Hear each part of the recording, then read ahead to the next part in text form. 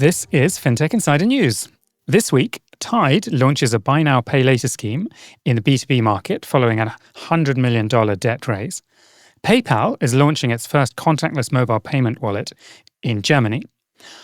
And the UK's Financial Conduct Authority considers a ban on buying crypto on credit. We'll be discussing all of these and more on today's show. This message is brought to you by Abercrombie Kids, where the activewear is made for every summer activity, so your mini-me can bring their personal best. Summer days are always an adventure, from day camp to rec leagues and pool days. Abercrombie Kids has the shorts, tees, and swim to keep them comfy and keep up with them. Get everything for the entire summer at Abercrombie Kids. Shop in-store, online, or in the app. As a contractor, I don't pay for materials I don't use. So why would I pay for stuff I don't need in my mobile plan? That's why the new MyBiz plan from Verizon Business is so perfect. Now I can choose exactly what I want, and I only pay for what I need. Right now, with MyBiz plan, get our best price, as low as $25 a line. Visit verizon.com/business to get started today. Price per month with 5+ lines. Includes autopay and paper-free billing and special intro offer discounts. Taxes, fees, economic adjustment charge, and terms apply. Offers end June 10th, 2025.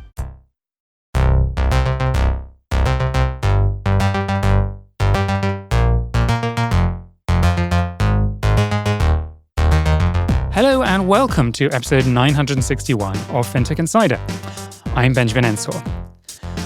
Swathes of celebrities turned out on the steps of the Metropolitan Museum of Art this week for their annual costume gala, the theme of which was superfine, tailoring black style, the first since 2003 to focus exclusively on menswear. A pioneering event for the world of art and culture. But it's been an equally exciting week in FinTech.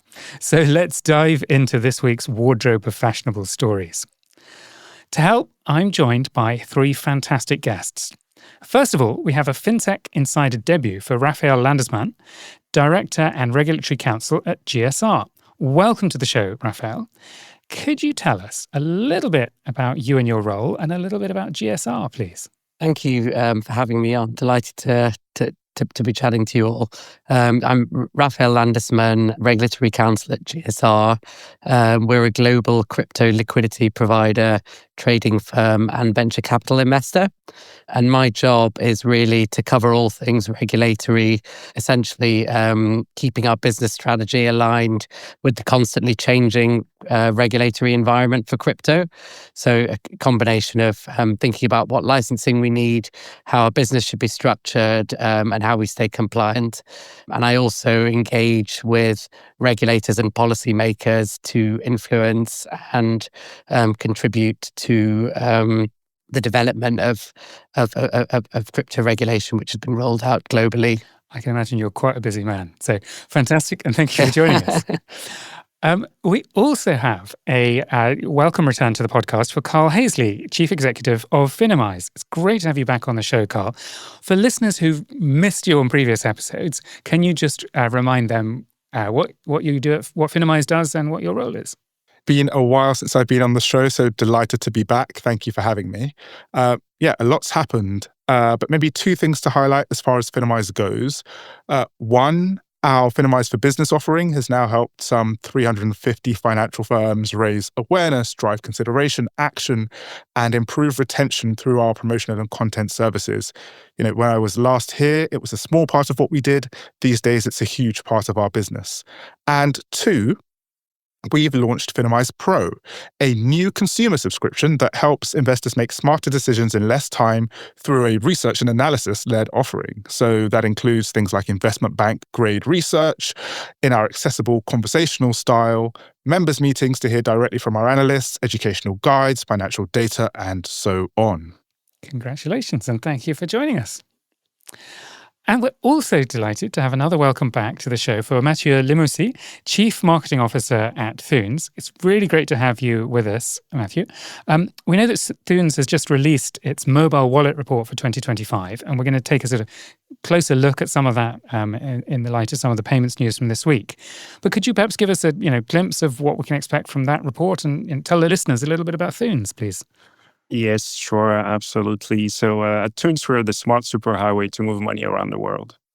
what we do in a nutshell is we connect over 7 billion mobile wallets and bank accounts around the world together, and we move money from one to another, right, in over 130 countries and 80 currencies. So basically, we break down the barriers between the traditional legacy banking infrastructure and the new infrastructures that are the mobile wallet. And we also actually connect into the digital asset ecosystem. That's what we do for a living. And I run marketing at Thunes, and I really wanted to give insights to the community, the members of our network and beyond, into what's happening with mobile wallet globally. It's really interesting landscape space.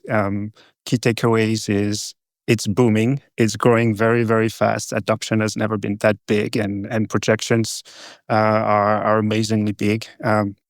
So yeah, we'll dive into this a little later. Fantastic. Well, welcome. So we have a panel. Let's jump into the news.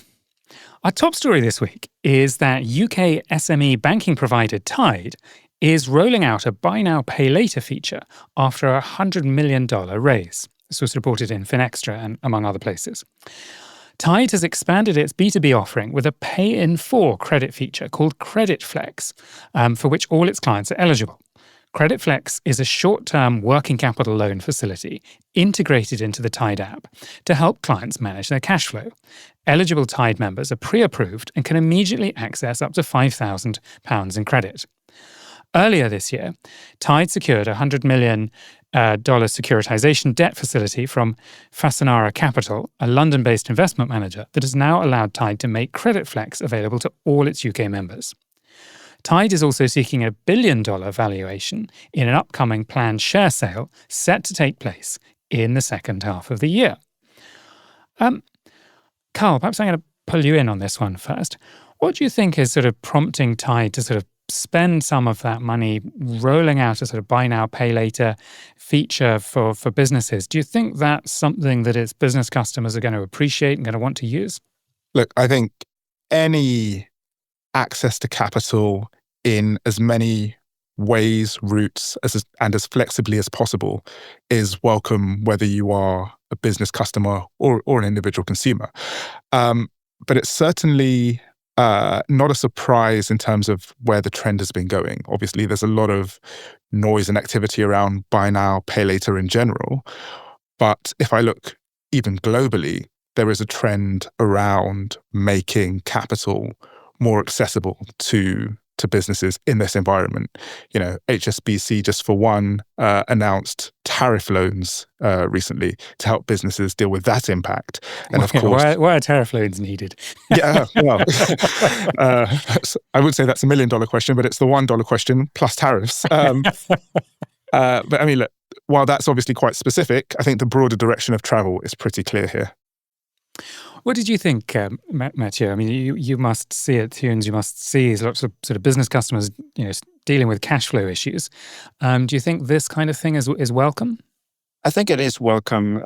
It's like Carl said, access to capital is critical, and at Thunes we run into that day in and day out. Right, we help businesses move money around the world. It means typically they would put their money into a bank account let's say in the UK, right? And the money is going to sit there for a couple of days until it can arrive on the other side of the world, like in the Philippines or in India. And the money needs to be funded into this other bank account on the other side of the world. And it really freezes money for a long time. So capital is really something that businesses struggle with any day. Having access to this through a buy now, pay later solution is pretty interesting. I cannot imagine for a small business what it means, really. But I'm not surprised with that move either. Yeah. Yeah. Raphael, I'd love to bring you in. Sometimes when we talk about buy now, pay later, in fact, often when we talk about buy now, pay later, we think about the sort of regulatory aspect, and we think about, whether it's causing consumers, perhaps younger consumers, to borrow more money or spend more money than they have, and so on. And we've had lots of conversations over the years about whether buy now, pay later should be regulated more firmly, including with buy now, pay later firms themselves calling for more regulation. But does that apply in a small business context? Is there do you have the same kind of risks, or are those risks not really there? That small businesses might borrow money that they probably shouldn't be borrowing. What do you think? Is it the same, or is it a very different situation? Yeah, it's a great question, because I would say on one kind of end of the spectrum, you have individual consumers who are in the most need of protection. On the other end of the spectrum, you have kind of large, sophisticated corporations who can legitimately be expected to understand the risks, and that's reflected in the fact that, for example, in the UK, most corporate lending isn't regulated, but then SMEs sit kind of in the middle of that. So I think the job for regulators is to have a set of requirements which are proportionate to the risks faced by this particular segment of the market, but also importantly recognizing, as Mathieu and Carl were saying, recognizing the benefits in terms of access to finance, and also competition that these sorts of innovative solutions can bring. Thank you. Can I maybe just add, I think it's hard not to sort of tie this to the development of the macro. In a past life, I was an intern in the civil service department for business. And one of my first tasks was to get companies and local authorities to sign up to something called the Prompt Payment Code. And now this was in the wake of the global financial crisis. So getting cash in the door and cash flow management was high on the agenda. And it's typically SMEs who back then got squeezed, today probably still get squeezed when things are tight. And so given the growth environment we've had and the outlook, which isn't much better at the moment, at least, I suspect a similar thing's bubbling away. And so anything that can flex cash flow positively for an SME has got to be attractive right now. Yeah, I think that's right. How important is it that this is sort of integrated into the app? Because one of the things I noticed here is this is sort of integrated into the Tide app. I mean, Mathieu, if obviously there's a lot of sort of lending offers available to businesses, how important do you think it is that this is actually sort of tied into the app to make it really easy and kind of almost integrated perhaps into their sort of payment process? You can sort of maybe click to finance an invoice or something like that. The easier the better. I believe, especially when it comes to lending, it's always a very long, tedious process, right? To get some cash out of your bank or any lender for that matter. The due diligence, the documents you got to share, and so on. It takes ages to get a small line of credit for businesses. And there's a lot of fintech companies out there really supporting small businesses, online sellers, especially to accelerate this process. And it all resides into being plugged into the performance of the business from the source, so they can analyze in real time the types of revenue, the types of sales they're making online, and tie this into how much liquidity they are going to need to keep growing, how much money is spending given their historical sales, and so on. And so basically, the more the lending and the capital access capabilities is integrated into the rest of the business, the better. The better for the company providing the line of credit, because they have better understanding of the risk they're taking when they lend money, and the better for the small business that doesn't have to go to 25 meetings and bring a long list of documents to get approved. So I think it's fantastic that it's embedded into the app, and it makes it easier for everybody, and it makes more sense also for the lender. Fantastic. The one other thing I saw in this story was Tide's hope of achieving a sort of $1 billion valuation, which is, of course, a huge number. Raphael, do you think that's a sort of realistic ambition? Would it be exciting to see Tide becoming, the next UK unicorn? I mean, I'm thinking about the news that we had, Deliveroo is being bought by DoorDash, two companies that started with similar prospects, but the American company just managed to raise capital and just grow that much faster. Do you think Tide could perhaps be a more positive story coming out of the London market? Yeah, absolutely, and I think seeing success and seeing an increasing number of unicorns in the UK is positive for the fintech ecosystem as a whole. Obviously the UK is a smaller market than, for example, the US and China, but I think having these sorts of success stories kind of show that we can punch above our weight. And that the UK is still a great place to grow a business. What do you think, Carl? Could Tide become the UK's next unicorn? Yeah, look, I mean, it absolutely could. I mean, not to be cynical, but the $1 billion valuation is only meaningful insofar as you say it is. I mean, don't get me wrong; it's a nice ego bump for the firm and for the UK fintech space, but frankly, is Tide any more or less attractive a company if that valuation figure is 995 million? Frankly, no. So, yeah, look, if it happens, great. But I'm more focused on, what that means for the company long term rather than the celebration emoji for a couple of days. You're right. It's what you do with the capital you raise, isn't it? Yeah, there you go. Yeah. Okay, let's move on to our next story, which is that PayPal is launching a contactless mobile wallet in Germany. So PayPal is going to launch its first ever mobile contactless wallet nationwide in Germany. The contactless feature will be accessed through the latest version of the PayPal app. Customers will be able to use the feature anywhere that accepts MasterCard payments. Meanwhile, in another first for PayPal Europe, the Pay Later feature will also roll out in stores across Europe, where customers will be able to pay for purchases in 3, 6, 12, and 24-month installment plans. And this is one of PayPal's biggest investments in product development in Germany to date.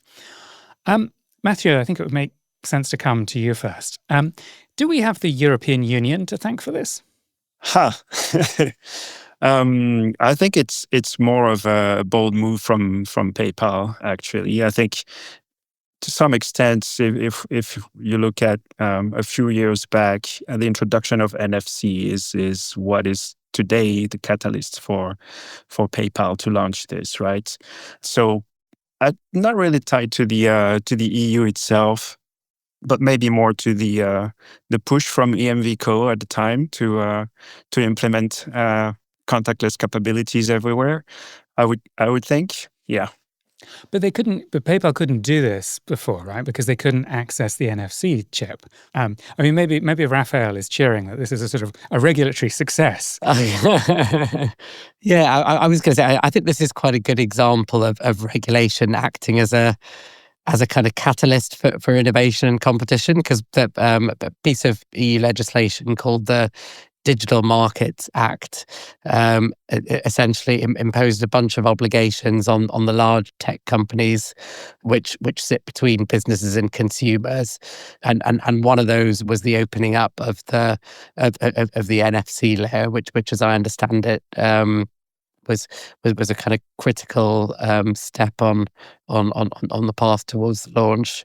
Indeed, it's crucial because without it, you can't do something like this because you can't connect the app to the contactless payment.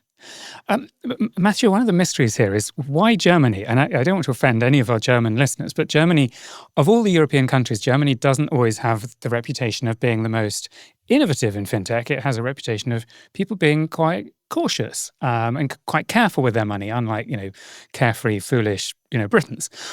Why do you think PayPal's gone for Germany? That's a really good question. It's kind of a mystery to me as well. Looking at Germany, although the likes of PayPal and other wallets are very broadly used online for online payments, for everything in store, brick and mortar, it's still very much a cash economy, right? Over 80, maybe 86% of transactions, if I remember well, are carried in cash in store today, right? Wow. So that's the preferred payment method. Germany, to my knowledge, is the only country in Europe where you can get a 200 euros banknote, right? So everywhere else, it caps at 100 euros. Actually, until recently, it was up to 500 euro banknote available in Germany. So I find it very, very bold for PayPal to do that. Now they have some strength in Germany, right? They're kind of the leaders when it comes to mobile wallet in Germany. In our report, we show that they have over 38% market share. So they have a strong install base, and there is also definitely strong adoption of buy now, pay later solutions, right? The likes of Klarna are, one of the preferred payment method for online, also with 28% of people using them. Mostly the youngsters, the younger people are using this. So yeah, I think it's kind of a bold move. It's a huge market. It's a very big market. Full of opportunities, but I see some challenges there just into making the German shift into digital payments for in-store. Is there a competitive angle there, do you think, in that Wero seems to be making a lot of noise around its in-store payments piece, and then it being tied to bank accounts maybe gives it an edge? And if PayPal isn't there as an alternative, is that just they're just going to lose? Yeah, they're going to lose anyways. That's an interesting angle. I would, from a strategic standpoint, I would expect a lot of companies to go after something maybe a little bit easier rather than going frontal. Into the competition, seeking the blue ocean rather than the red ocean. Not a new concept, but yeah, that may be it. That may be a driver. Still, it definitely comes across as something of a slightly defensive move by PayPal, trying to protect a market where it's had a lot of success in Europe. When I first saw this, for a moment, I was thinking, "Oh, why is this taking so long?" Forgetting for a moment the Digital Markets Act, and of course, they couldn't do this before. Do we think they can catch up? I mean, has a generation of young consumers already embraced Samsung Pay or Apple Pay? I mean, it's one thing to get someone to adopt a contactless payment method in the first place. It's quite another to get them to change their phone settings. Is it too late? Who's got a strong view on that? I think it's not, because PayPal is very strong already in the online world. The Germans use PayPal a lot more than they use Apple Pay for digital payments. So they have a base, I want to say. Yeah. I'd argue it's not too late, but it's probably not cheap in that like I'm not super close to the German market, but if I just think about myself, for example, I will use whichever card or service you ask me to pay with if I'm incentivized. So if I'm going to get 10% off or cash back or access to a deal, I'll, or points or whatever it is, I'll do whatever you ask. So that's not free, but it's certainly a way to get me to change. I think that's spot on, isn't it? Because PayPal's talking about bringing in some kind of offers and so on. And you're probably right, to change the behavior of millions of people, that's going to be quite expensive. I mean, maybe they don't all have to be bribed as much as you need to be, Carl, But you're right, it's going to be expensive, isn't it? Yeah. Raphael, what do you think? Changing behavior of millions of young Germans, do you think that's a big challenge? Yeah, I agree with Carl. I think without some sort of incentive, it's difficult to change behavior. But again, yeah, I'm also not close to the German market, so I don't have a sense of how embedded PayPal is. It is there or not, because the kind of stickiness of the existing providers might vary across countries. Mathieu, perhaps you can tell us a little bit more about the 2025 mobile wallets report you've published. So for listeners who are keen to sort of learn more about the mobile wallets and how these markets might evolve, can you just tell us a little bit about the research that you've done? Yeah, sure, absolutely. First, we looked at the mobile wallet market globally, and it's very fragmented. There are really three types of wallet out there that we looked into. We have some closed loop wallets like your Starbucks wallet, for instance, right? That you can only use in Starbucks. It's a digital mobile wallet. We have the likes of PayPal and Apple Pay and Google Pay. These are open loop wallets. And then we have mobile wallets that are telco-based wallets. These wallets are run by mobile network operators, mostly across Southeast Asia and Africa, right? And so we looked at all these types of wallets. The later is really interesting type of wallets because this is really the types of wallet that gives access to financial services, especially digital financial services in emerging markets where people are underbanked or unbanked. And they can use their mobile phone wallets basically to have access to financial services, and that played a big role into financial inclusion in emerging markets. So we looked at those three types of wallets, and we looked at the adoption globally. Right, when we look at the key learning first is that it's really booming, right? We're going from about 4.3 billion mobile wallets in 2024 to 5.8 billion wallets in 2029. That's a big number.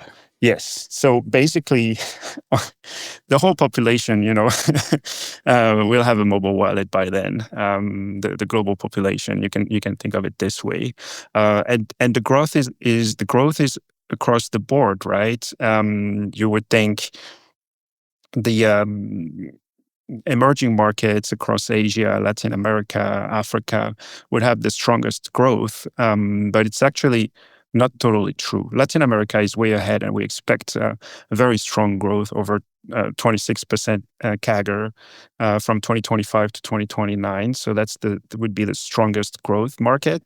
But actually, surprisingly, Europe and North America comes second when it comes to growth. And a lot more adoption is expected there. And there is really a shift from card payments to mobile wallet payments in Europe and North America.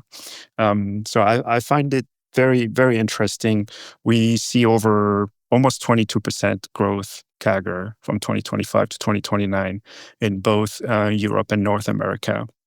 I find it pretty interesting, and it's kind of the dawn of plastic, I want to say. To some extent with such a growth.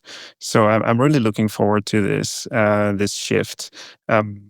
Africa, the Middle East, Asia are still growing significantly, right, at more than 19% each. So there's still a lot of growth there. I'm guessing the growth is not as strong, maybe because it's already so predominant there. It's already there 100%. So it's more to accompany the natural growth of the population rather than having a deeper penetration. Yeah.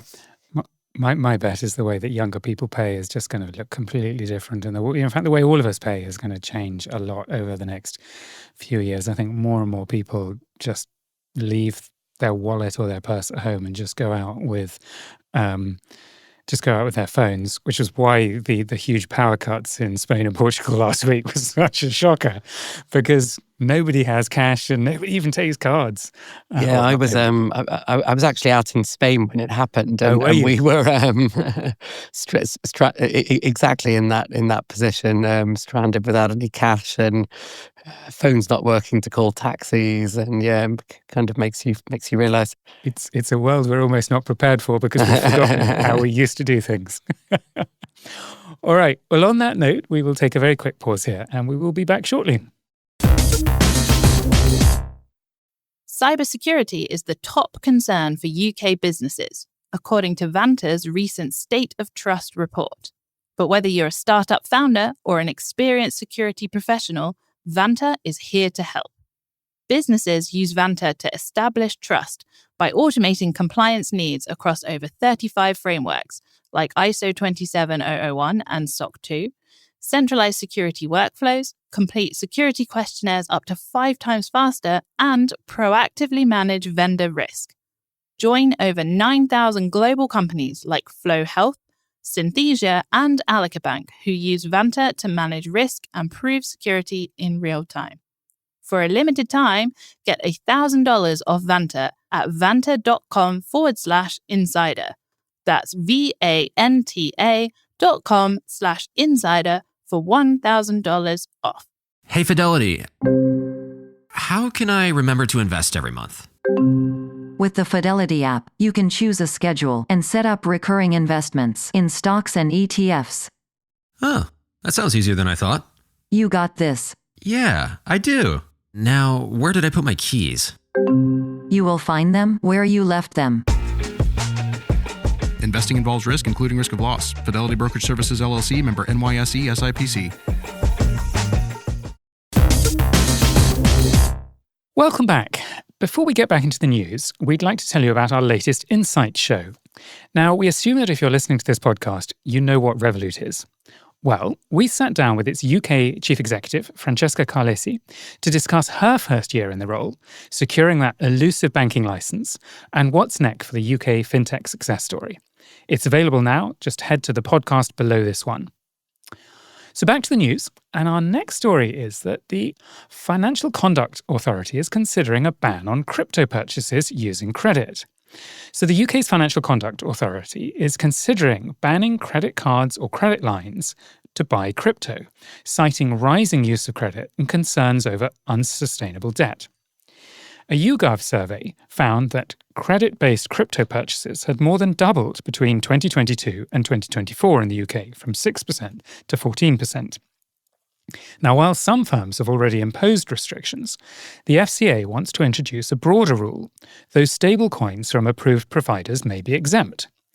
This proposal is part of wider efforts to regulate the crypto sector in the UK, with public feedback open until June the 13th. Raphael, it seems logical to come to you first, and it would be unfair perhaps to say you've gone from gamekeeper to poacher. But what's your view on this? Is this the right kind of regulation, or is this overreach? Yeah, maybe actually, if I start by zooming out a little bit to look at the kind of package of regulation as a whole, and then we can go into the specifics on the potential ban to using credit to buy crypto. I think.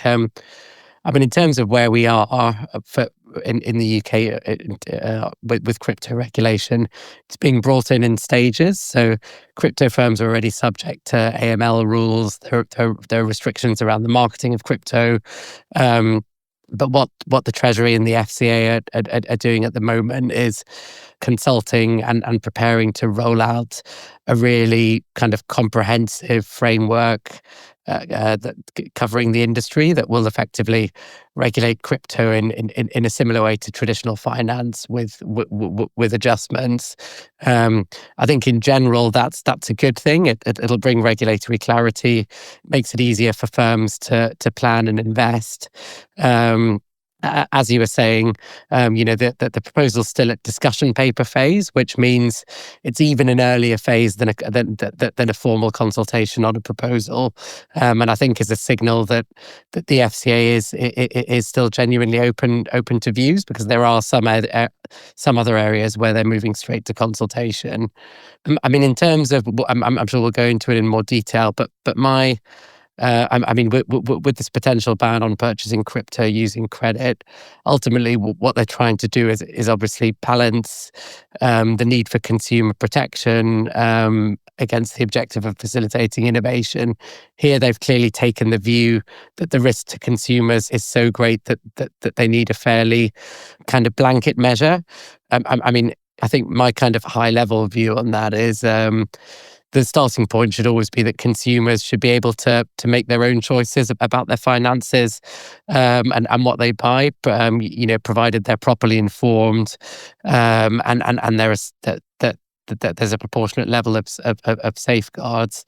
And I think my other kind of general point is, I think blanket ban is obviously a very blunt instrument. So I think it's always worth considering whether it's possible to take a more nuanced, risk-based approach. And I think with crypto especially, the hope is that as this comprehensive regulatory framework gets rolled out, people stop looking at crypto as kind of one homogenous block, because there's lots of different kind of coins, tokens, projects with different characteristics, different risk profiles, which then warrant different regulatory responses. Carl, what do you think of this? Is it right for the regulator to be sort of leaning towards protecting consumers from sort of using leverage and or gearing or whatever? I mean, I'm thinking of the parallel of gambling, where in the UK you can't use credit cards to pay for gambling, and I hesitate to suggest that all crypto assets are gambling, because that's completely not fair. But there is a sort of parallel there, isn't it? That the regulators are sort of just trying to protect people to some extent from themselves. Yeah, look, I mean, on the face of it, the headline seems sensible in that you probably want some degree of caution around using leverage to buy an already risky speculative product, which itself might be leveraged. As an aside, I do wonder how much of that is being driven by credit card companies themselves, because I imagine chargebacks from crypto providers or services are probably higher than, chargebacks from, Shein or something. And if I'm a credit card company, I probably don't want to be facing off against some crypto exchange somewhere in the world trying to get back £100 when it's already dropped to 10. But look, blocking and tackling and banning things maybe works in the short term. Everyone's allowed to sort of set their rules as they see fit. But if you just picture yourself, and when I was thinking about this, I pictured myself, if I've got an approved line of credit or money in my account and I want to do something with it and I'm just being told no, I'm just going to find another way and cut off the service that is dictating to me how I can spend my own money. And I think the answer here is education, like Raphael said, but not for the sake of education. I think it's in the context of helping people make more informed decisions. Modern investors, for better or worse, learn by doing. And so if someone's aware of the risks, they should be able to do precisely what they want, again, within a service provider's rules. And if that rule says, you can't use this credit card for crypto, fine, but people will just get another credit card. Yes, well, of course, if you can't use any credit card to do it, then that isn't going to work. I mean, is it, as you were saying, Raphael, is it about sort of bringing in sort of more gradation? So gradation perhaps in terms of what the asset is, because obviously there are some assets that are quite speculative and some, like stablecoins, that are much less so. But then there's very different levels of sophistication among investors. You've got some very sophisticated, professional individual investors, all the way through to people who really don't have a clue what crypto is. They've just heard from a mate that it goes up. Is that what we need, a sort of more nuanced way of looking at it? Yeah, I totally agree with that. I think, the people who invest in crypto aren't a kind of homogenous group. And the FCA in its rules often differentiates between retail and professional investors. And in other areas, even, for example, has rules in place where before using a service, a customer has to, for example, take a series of questions to show that they understand the risks associated with the product. So I think there's a kind of broad spectrum of things that could be done to protect consumers and educate and raise awareness of the risks, short of a full ban. What do you think, Mathieu? Do you think it's okay for a government, or I suppose a regulator rather than the government, but is it okay for a regulator to tell people how they can spend their money? Or is that really a sort of imposition on their liberty? It is an imposition on their liberty. Evidently, it's always finding the right balance, right into between protecting them and allowing them to do whatever. It's like you're not going to drive your car without a seatbelt nowadays, right? Unless you're in Texas on a truck and like on a backcountry road where it's allowed, you're not going to do that. So bottom line, I think the regulators are doing a tricky work always, right? It's finding out the right balance, and they're trying to protect the people here. And I think that's fine. I think we need that at that point in time. It's better, or at least it's better to have some kind of framework and know what's allowed, what's not from the get-go, right? And the more clarity we have, the more rules we have like that, they don't have to be all that extreme. I think the better the industry will be at the end of the day, because everybody will play with the same set of rules. And yeah, like you said, you cannot go to Vegas and use your credit card to play blackjack. Well, you cannot go on on any of those wallet reseller platforms and gamble away your life. So yeah. I guess the point about everyone having the same set of rules, though, it's not. And like we were speaking earlier about Tide and, its rising prominence on the global stage, and PayPal, and the UK is competing in a global competitive market, whether it wants to or not. And so the very fact that there's even a conversation about whether a regulator can and should tell private citizens how much of their independently, commercially agreed upon credit lines should be used in one way or another is absolutely wild to me. I think regulators need to frankly take a step back. It's like, and obviously we're away from that actually happening, but tell companies what to do, yes. Set rules to keep people safe, yes. But frankly, I don't think telling people what to do is the answer, because people are going to do what they want. So give them the tools to contextualize, analyze, think through their decisions. But just saying you can't do this is somewhere in the world people can, and that gets competed away from the UK. So to be fair, you can still buy crypto as you wish, right? You just cannot use a credit line to do that. You say that, but no, I could just go to an ATM, put my credit card in, draw out cash, and then run it through my current account. It all comes to the same thing. I think I'm just going to do it a different way. Yeah, and I was going to say, okay, go for it. Sorry. Actually, the fact that they put this caveat for maybe stablecoin is okay.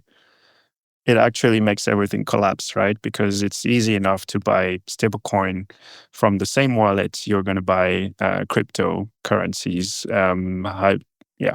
I think, Carl, where you and I differ is in our sort of concept of how much understanding everyone has got of some of these assets. I agree with you. There are many sophisticated investors who are absolutely going to do what they want to do. It's more some of the other people who maybe get misled into doing things by bad actors. And I suppose I think of, isn't the first job of government to protect its citizens, which is not quite the same as stopping them from doing things. But why don't we go to Raphael to sort of wrap up this story? Raphael, what do you want to see happening here? Because Carl and I have got different views. What do you think what would you like to be the outcome of these consultations? Yeah, I think to be honest, just zooming out, I think it's important not to get too caught up on any of the individual elements, because I think big picture is, we'll have a framework, it'll be clear, that will be good for the industry, it'll unlock, investment and innovation.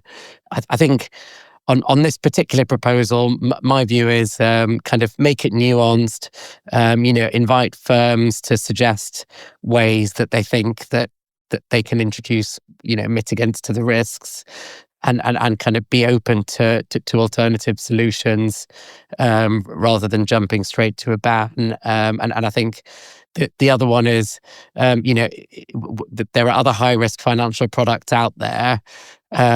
We shouldn't necessarily assume that just because something is traded on a blockchain that it's more risky and should be treated differently. So I think going back to kind of existing principles, which we have elsewhere, and that would be my take. Regulators are sort of playing a game of whack-a-mole, aren't they? Because there's always some innovation. There's always absolutely somebody with a clever new idea. Yeah, I mean, before my current role, I was actually an in-house lawyer at the Bank of England, so I understand the difficult job that regulators have. Indeed. But I think what's great is the consultation, isn't it? So the consultation is a really good way of thinking through the unintended consequences that can sometimes be part of regulation. Okay, well, let's move on to our last story, which is that employer.com is acquiring mainstreet.com to bring employer.com's value to $700 million. This was reported in TechCrunch. So employer.com, which is a provider of sort of digital HR services, has acquired San Jose-based startup mainstreet.com, which helps startups do things like claim R&D tax credits as part of its mission to streamline back-office solutions into a single platform. Main Street had early success, hitting over $15 million in revenue by 2021, but faced challenges in 2022 with layoffs and a valuation drop from $500 million to $200 million. The startup's 15-person team will join employer.com, which now boasts 500 employees and a valuation of over $700 million following this acquisition. This is the latest in a string of moves by employer.com, which recently bought accounting startup Bench and tried to buy Level, all as part of building a fully automated business back office suite. Carl, we see a lot of sort of movement in sort of vertical software as a service platforms. There's been a lot of success, but also, some challenges. What did you think of this story? Is this kind of an inevitable consolidation of some of the sort of smaller firms that are struggling? Yeah, I think it's either poetic or ironic, depending on how successful sort of the deal ends up being, that the back office simplification tool will have a bunch of its own back office stuff to have to simplify. So we'll see how that goes. But I think in any sort of growth area, you have this sort of shakeout period where a few get product market fit, get traction, and for whatever reason fall away. And the folks with a bit more scale, whether through talent or luck, sort of swoop in and pick up the pieces. And roll-ups as a strategy is a strategy. It's viable, it's realistic. It happens across multiple industries. It's also a favorite of private equity. So jury's out. Let's see how it goes. But on the face of it, seems pretty sensible. Raphael, do you think we'll get to a world where we have a sort of the back office as a platform where we have a single provider that's offering companies, a platform for managing all their sort of legal contracts, their human resource contracts, their finance, their accounting? Do we think we're going to end up with a sort of, a Microsoft or a Google of back office capabilities? It would be great if it did. I think the difficulties in this area are kind of interoperability with other systems and just the kind of costs of switching, where we have a number of, solutions like Google Suite, which are so widely used. But I think, competition is always welcome. What do you think, Mathieu? How much integration do we want in our back office providers? At what point does it become unhelpful rather than helpful? Or are we a long way away from that? Yeah, I think there are already a handful of giant providers out there, right? If you think of the likes of Intuit or SAP or Oracle, these people, they keep adding on services onto their core platforms, right? And that's very powerful. If you put yourself in the shoes of a small business, you're happy to have just one go-to place to manage your whole business, right? So I think there is a demand for that. There is a need for that, and the human resources space is no different than the financial management part of the business, I want to say.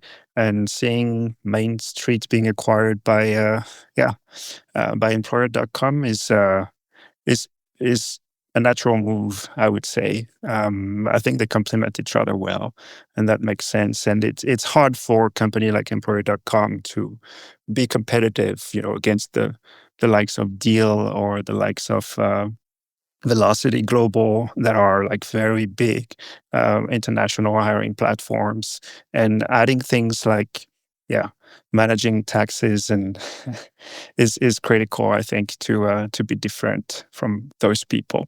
So all in all, I don't know where it's going to stop, and I don't know if we need more of these, but it kind of simplify the life for small businesses in general. So I like it. Carl, you made a great point about sort of roll-ups as a strategy. Is this a more likely outcome for sort of startups that that don't find that product market fit, that find themselves sort of struggling and running out of funding, is it more likely that they get acquired and that someone picks up their assets and their people and their sort of intellectual property? Or is it more likely that they just disappear and actually, this is a rare sort of success story where it hasn't just shut down, it's been acquired for, and carries on in a different form? Yeah, for the 15 or so employees who are joining employer.com, it's certainly a success story, or, at the very least, it's not a sad story or disastrous story, because the reality is most businesses that don't find product market fit will just fall by the wayside, disappear, and never be heard of again. I think with Main Street, they had something, they had momentum, they had traction at one point, and whether the market shifted and they didn't quite keep up, or whether something's gone wrong internally, for whatever reason, they have fallen by the wayside. But I guess the fact that they've had something there at some point has given employer.com enough confidence to say, well, look, let's bring these people in. They've done it once. Maybe they can do it again. Yeah, let's hope we come across more happy stories, as you say, and it's a good outcome for the employees. Okay, now for a quick look at one more newsworthy story this week that we don't have time to cover in full, which is that Santander has raised 7 billion euros from selling 49% of Santander Bank Polska, which is Poland's third largest bank. So Santander has announced that it is selling a majority of its Polish business, the former Bank Zachodni, to the Austrian bank Erste Group. Erste Group will acquire a 49% share of Santander Polska and 50% of Santander's Polish asset management business, TFI, for a total value of 7 billion euros. Santander will retain a 13% stake in Santander Polska. The deal is one of the biggest cross-border banking deals in Europe in recent years. Santander and Erste have also announced a strategic cooperation to use both firms' strengths and footprint in corporate and investment banking and let Erste utilize Santander's global payment platforms. The transaction represents a significant release of capital for Santander, with an expected positive impact on earnings per share and the group's profitability.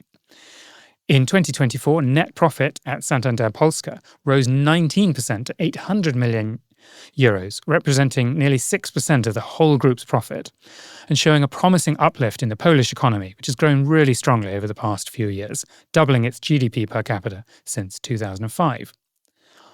So this is a really interesting deal. Poland's a hugely competitive market, and Santander Polska is really one of the most successful banks there. It's the third largest bank. It's the biggest one that isn't state-owned. So what these sales do is it gives Santander money to spend expanding into the Americas, while helping the Austrian group fill a big gap in its presence across Europe. Anyone who's travelled in Central and Eastern Europe will know that Erste Bank is present in most markets, Hungary, Romania, and so on. So Poland's been a big gap in its network, but meanwhile a bit of an outlier for Santander, with most of its operations obviously in Spain and Portugal, but also throughout the Americas. Anna Botin of Santander says that the UK Santander operation is not for sale, but who knows? Okay, and finally, something a little bit different from the world of money, which is that 1 in 5 Brits claim they have been approached to help illegally launder money. Not sure you can legally launder money, but anyway. A poll of 2,000 adults revealed that 21% of British people have been asked to receive funds from their bank, apply for a loan in someone else's name, or open a new account, all in exchange for cash. A third of adults in the poll also claim they have never heard of the term money mule, which traditionally describes someone who has undertaken money laundering activities. So have any of you been approached to help launder money? I mean, obviously, I don't expect you to say yes, but do you think this is surprising? I was a bit shocked by just how many people have been approached. I wish I had been approached. And I'll tell you why. It would give me a chance to put the hours, if not days, of compliance training I've received over the years into good use. I am so prepared. I am so anti-money laundering that I dare someone to come at me with an opportunity to launder money. I love it. Raphael, what do you think of this? Yeah, it's a higher number than I would have expected. And I hadn't heard the term money mule before. Oh, so you're in the third of adults. I'm in the yeah. What about you, Mathieu? I'm shocked. I never happened to me. I'm really surprised by this data. Yeah. But I suppose, as sort of white collar, well-educated white collar workers, we're not the obvious targets, right? The obvious targets are people whose socioeconomic situation is much less promising. It's typically, I think, going to be younger people who are maybe a little bit more naive, haven't gone through all the anti-money laundering training that Carl and in fact, I'm sure all of us have gone through, and don't really understand that actually opening a bank account in someone else's name, or somebody parking money in your account is actually connected to something illegal. It just sounds like a clever way of making money, right? Yeah, and I think the other piece of it is, a third of adults haven't heard the term money mule. 2/3 have, which is actually pretty promising, I'd say, for what it means for awareness. Now, we're never going to get to 100%, but 2/3 as a starting point isn't too bad.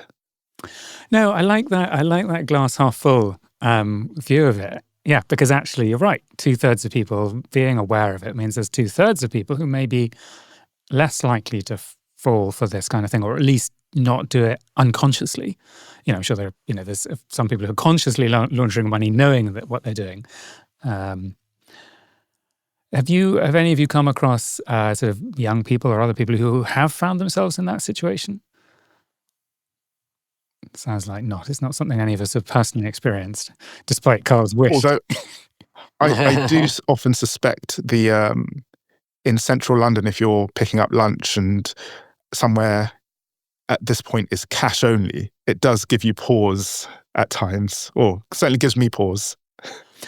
Yeah, for our listeners who've not been to London recently, and indeed other British cities, there's an awful lot of barbershops. There are far more barbershops than there are people with hair, men with hair. And there's also far more sweet shops. If you go to Oxford Street, there's a remarkably large number of sweet shops. And you just think, how many people are buying sweets? And how can you afford to pay the rent on Oxford Street just from selling sweets? So yeah, with the sugar tax. And with the sugar tax, indeed. Yeah, I've always wondered the same. There are a number of somewhat suspect businesses, and actually the trading standards have started raiding some of them recently. All right. Well, I think that wraps up this week's FinTech Insider News. Thank you so much to my three guests. You've been absolutely fabulous. Where can people find out a little bit more about you and a little bit more about your companies? Raphael, where can people find out more about you? I'm on LinkedIn, Raphael Landesmann, and you can find out more about GSR at gsr.io. Thank you. Carl, where can people find out more about you and more about Finimize? Check out finimize.com or finimize.com/business. And to find out more about me, I am the Carl across socials. Oh, that's pleasing. And Mathieu, where can people find out more about? Yeah, I'm not as fancy as Carl. So yeah, about me, just LinkedIn. Just as good old LinkedIn. You can find me. And what about your there. report? Can people get hold of your report? Absolutely. The report is available for download on Thunes.com. Yeah, it's pretty straightforward. Just Google Thunes mobile wallet guide, and you're gonna land there. And as for me, Benjamin Ensor, you can find me on LinkedIn, and you can find out what the team at 11FS are up to by following us on social media or visiting our website. So thank you to all of you for listening to today's FinTech Insider. If you like what you've heard, please do follow us or share the podcast with a colleague or a friend. Let other people know about us. If you want to join the conversation, seek us out on social media. Just search for 11FS or FinTech Insider, or you can email us at podcasts@11fs.com. Thank you all again, and goodbye.